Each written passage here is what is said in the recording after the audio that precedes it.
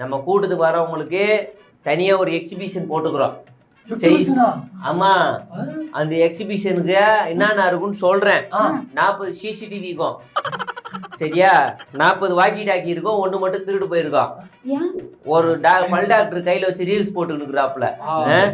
அப்புறம் 24 ஆம்புலன்ஸுக்கும் 72 டாக்டர் இருக்கும். கரெக்டா இவனுக்கு டாக்டரா பார்த்து ரீல்ஸ் போடுவானுங்க பாருங்க.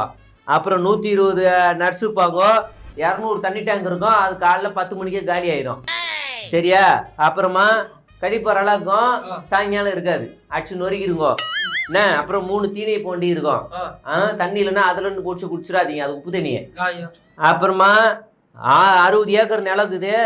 அப்புறம் எல்லாமே இருக்குதுப்பா, சரியா? நம்ம தலைவர் வண்டியும் வந்துடும், நிறைய கார் இருக்கும், விலை உயர்ந்த கார்லாம் வரும். நீங்களாம் எதுல வருவீங்க? பஸ்ஸில் வருவீங்க, பைக்கில் வருவீங்க. இந்த காராண்ட பார்த்து தொடாம ரீல்ஸ் மட்டும் எடுத்துக்கோங்க, சரியா? எல்லாம் பத்திரமா போங்க. நாளைக்கு இது செங்கோட்டு எனக்கு என்னன்னு அப்போ தெரியும் கஷ்டம் என்னன்னு. போமா போங்க, வெளியே போய் அடிச்சுக்காதீங்கடா. கருதுரம் பிடிச்ச மாதிரி ஏதாவது பண்ணி தொலையாதீங்க, போங்க போங்க.